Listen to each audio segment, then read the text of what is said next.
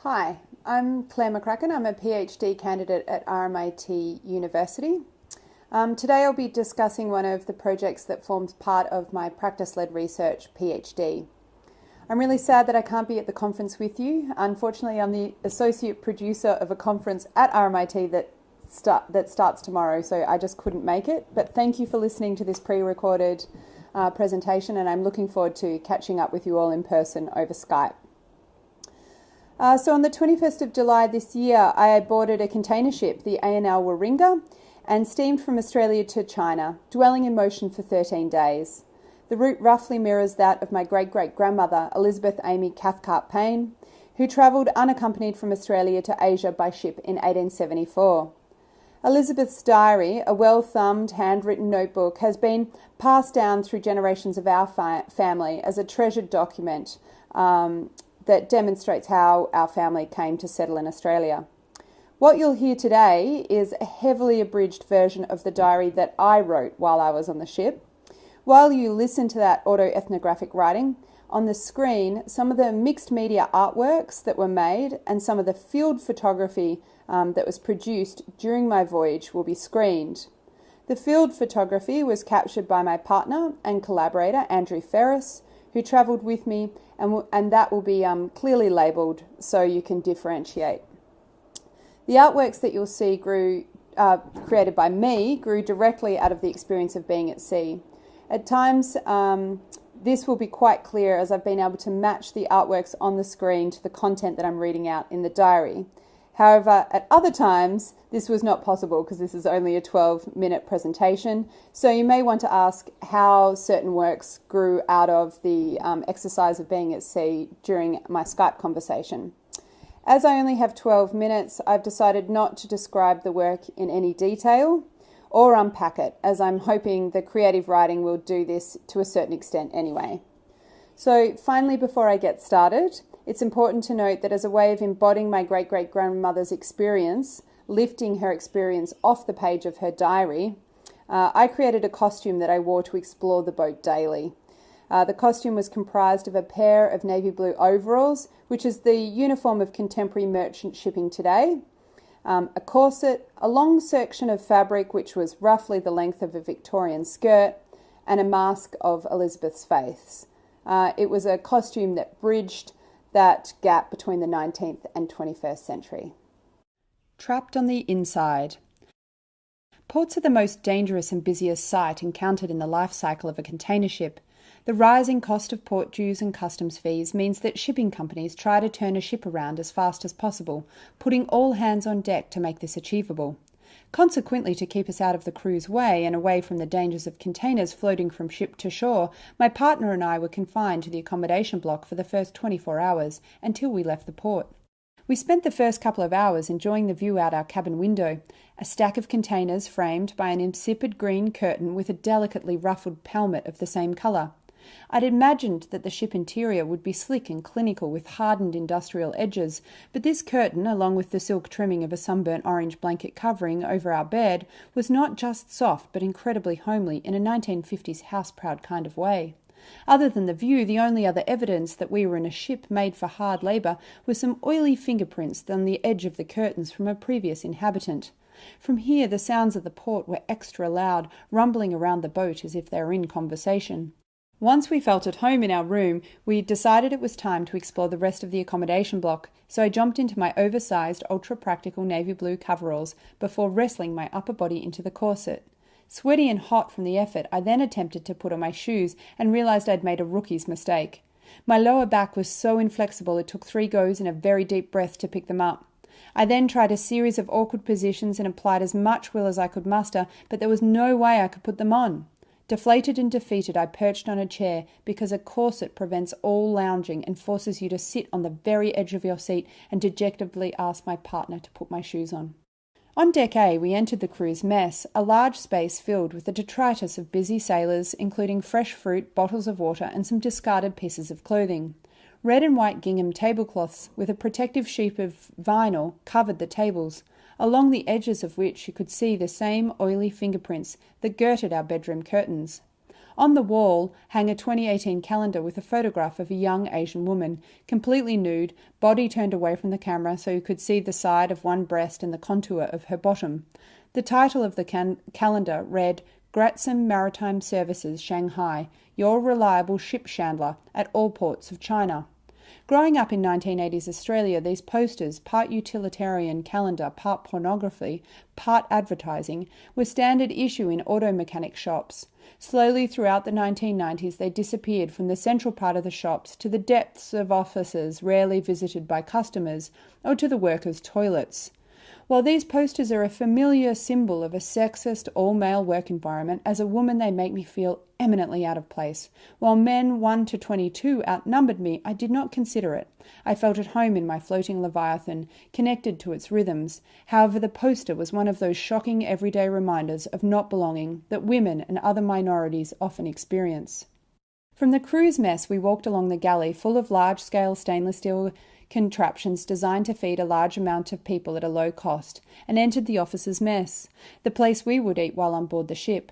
Despite the fact that there were only 4 officers compared to 17 crew members, the officers' mess was 3 times the scale of the crew's and included a smoking and games section, a large serving table, and 2 tables covered in dainty white and floral tablecloths. The piece de resistance of the officers' mess was a flower box separating the smoking half of the room from the dining area, which was filled with dusty plastic versions of Van Gogh's sunflowers, orchids, and large tropical greens. Above the flower box, a geometric timber latticework was attached to the ceiling. I stood there in shock, surprised at the level of kitsch details in the ship's decorations and wondering exactly what type of affect its designer had in mind. It felt like I had walked into the contrasting pastel colours, trinket-filled and symmetrical detailing of a Wes Anderson film set.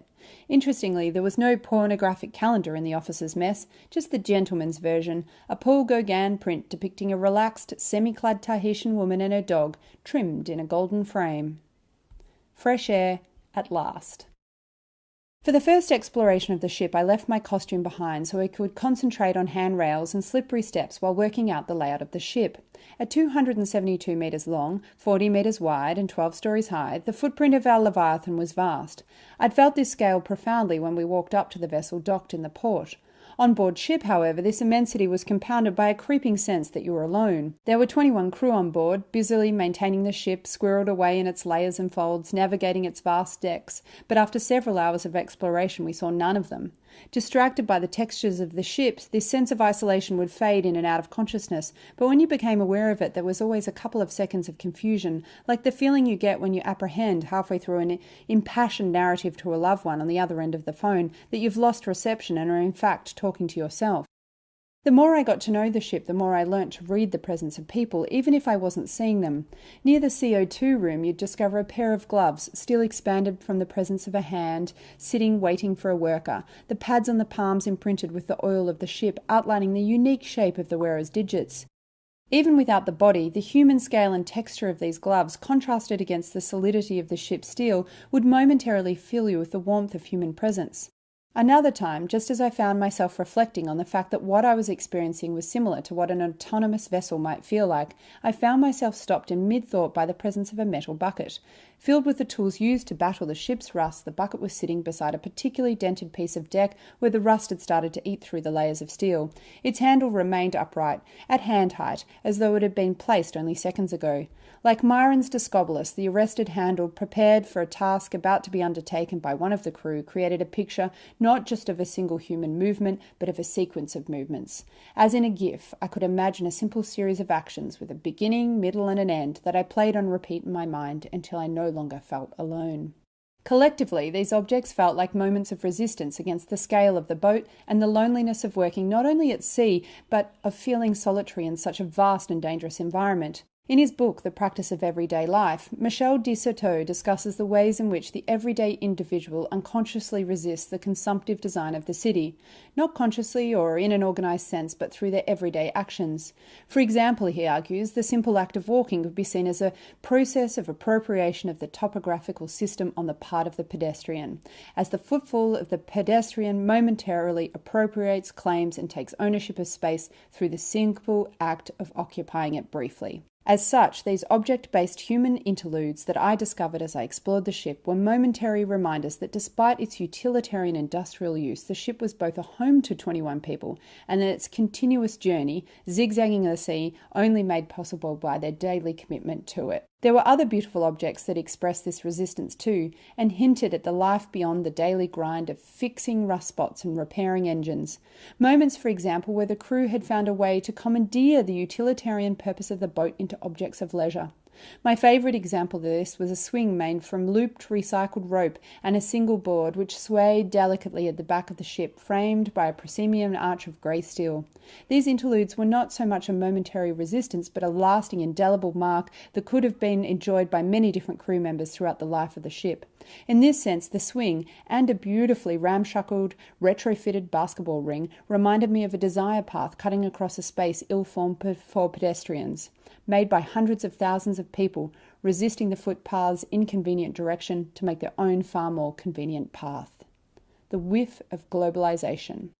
Sometimes during the night, the wind would change direction and the smoking stacks of our Leviathan would send their heady, toxic burn-off straight into the air ducts of the ship's accommodation block. I'd wake in the middle of the night with a heavy headache and a desperate need for fresh air. I'm not sure if it was this smell, the waivers I'd signed with the shipping company before we departed, or the sounds of the mounds of containers creaking like a big old giant with tired muscles and aching bones, but I had a series of vivid nightmares that played on repeat throughout the voyage. In one, I was walking down the steep white ladders that ran from the decks cantilevered from the accommodation block to sea level, and I suddenly fell, tumbling from step to step down 5 flights of stairs, my joints stretched, my head pounding, my screams carried away by the wind. In another, I exited the accommodation block on the deck at sea level, trod on an oil patch, and slipped impossibly fast under the rails into the gurgling immensity of the sea. I'd wake with a jolt and look around my cabin, the stack of containers in the window lit by the red port and green starboard lights on our ship. The most terrifying part of these dreams is that they were completely plausible, accidents waiting to happen as I scaled and glided along the layers of the ship. The bunker fuel, nicknamed bitumen due to its tacky syrup-like consistency, not only filled our cabin with its stench as we slept, but also fell on the deck like black snowflakes throughout the voyage. Like a dark snowdrift, it amassed on the parts of the deck protected from the sea breeze, so thickly that I was able to scoop it up in my hand and fill a series of vials. However, it also coated everything we wore while outside. I'd brought a pair of white shoes and gloves as I was interested to see how the ship would imprint itself upon me. Several days into the voyage, I started to perambulate on the upper decks in the white costume as my great-great-grandmother had described doing so on her vessel. Shallow breathing in my corset, depressed by the tropical heat, I slowly moved back and forth, watching the clothes blacken. After rain, the black snow turned from a topsoil-like substance to a thick paste which bounced up onto our clothing with every heavy raindrop. Land ahoy! It was 300 hours by the time we dropped anchor, and we wound our way down the stairs from the bridge to our cabin and lay down, falling into an exhausted sleep with the rhythm of the engine one last time. We'd made it to Shanghai, so it was time to say goodbye, and I suddenly realised I'd become attached to our Leviathan. She'd carried me safely from Australia to China, and for that, despite her bad smells and rank emissions, I was deeply thankful. At 16 years old, she is a tired and corroded vessel, one that will be dismantled and recycled soon. So as I drifted off to sleep, I found myself whispering a type of incarnation to the pulse of the engine, thanking her for her service not just to world economics, but most importantly to the crew and officers. While the crew of the A&L Warringah may, like the million seafarers at sea right now, be largely invisible to those of us on land enjoying the things they deliver us daily, to our ship they are everything. They are the only thing keeping the constant impact and atrophy of the seawater at bay, and for that our big old ship keeps them safe. The A&L Warringah is an ecosystem of care, where each party keeps a close eye on what the other will not survive, and protects them from it. As the incarnation petered out and I fell into a deep sleep, the thought of this made me profoundly happy, and for the first time in 13 days I had a night without a nautical nightmare.